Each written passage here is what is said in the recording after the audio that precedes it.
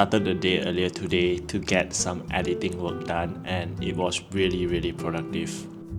If you do not know me yet, my name is Kelvin and I am a freelance, self-employed software engineer, also an aspiring content creator on YouTube. I'm based in Kuala Lumpur, Malaysia, and I work fully remote. I mostly film vlogs about tech, productivity, lifestyle, or pretty much anything that I'm interested in. So, if you are into this kind of topics, I would appreciate you sticking around.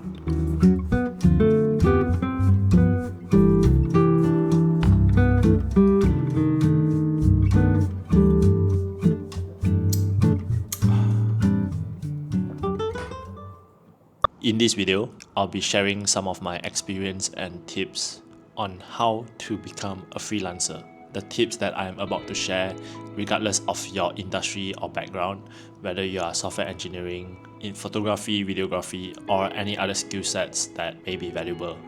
It also don't matter whether you are just starting out or you are trying to grow your freelance business.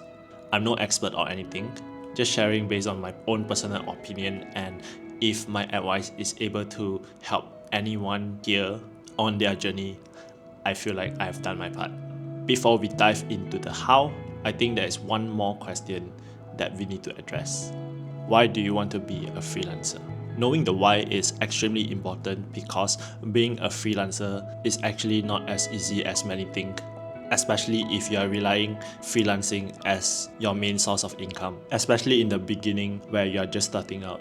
Your income is usually not very stable, so knowing your why is really important. Also, if you are already in a full-time 9-to-5 job, you have to be okay sacrificing your personal time or even spending quality time with your friends and family. Freelancing is definitely not for everybody. I have friends who really value their time after their full-time job. They would rather spend quality time with their family back home, and there's no right or wrong answer here.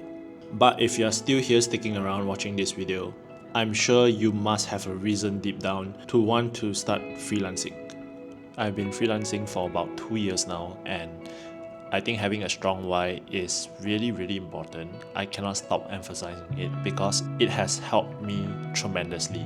Let me assure you, there will definitely be slow weeks or even slow months with little or even no income, and you have to accept that. Why I enjoy doing an additional freelance outside of my 9-to-5 is definitely because I can do it on my own terms and earn an extra source of income. I think most of you know that the current global sentiment is not great. Talented people are getting laid off around the world, and I think it's a good idea to start diversifying your income instead of relying to the 9-to-5. Doing freelance gives me additional income for me to purchase and spend my adult money on camera gears to make YouTube videos like this, or to allow me to travel more often and experience life to its fullest. Personally, I am someone who is pretty fast-paced, and I do get bored pretty quickly if I'm spending too much time on one single project. I really enjoy working multiple projects at the same time, and I get to expose myself to different projects and different challenges from different industry. With that, since I'm still in my growing phase, I think it would be great to include all this project into my portfolio and further increasing my level of skills in terms of coding since I'm a software engineer. It's a really nice feeling to be able to deliver value to businesses across the world at my own terms, and this is extremely satisfying for me. Of course, it's not always smooth. That is why it's really important to align your expectations with your clients in terms of deliverables and scope of work, and also build trust and a stronger working relationship to ensure the project can be delivered successfully. I also find freelancing very rewarding because you get to work with people from all walks of life, from different industries, and it really pushes you out of your comfort zone and forces you to improve your communication skills. As you know, coding stuff can get really technical, and it's important to speak the same languages as your stakeholders. Breaking down complex concepts or constraints that you face to your stakeholders, it's the most important skill you can have.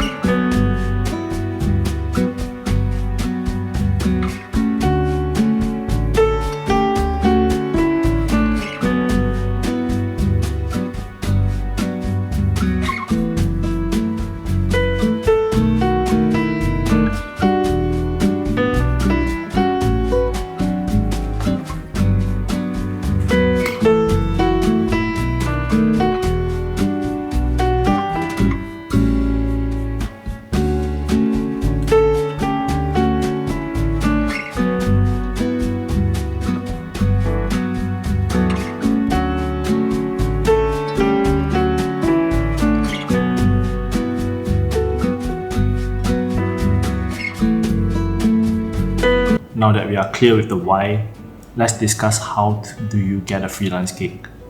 I would say the most important thing is to put yourself out there. It can be just telling your friends, your family, or your colleagues. Do let them know that you are on your freelance journey, although you might assume that they do not need your service today, but they may come across someone that do. And when that moment occurs, the first thing they will think about is you, and they will eventually introduce you to your first potential client. Another thing that worked really well for me is I have my own portfolio. You can see it right here. Essentially, this is just a simple portfolio to showcase some of my work. It's all about what you can do and what value can you offer to your client.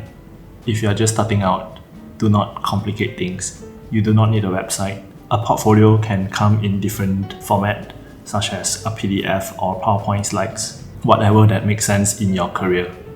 The goal is to show instead of tell. The next thing you might be wondering is, where do I actively find my clients? Personally, I've tried platforms like Fiverr or Upwork.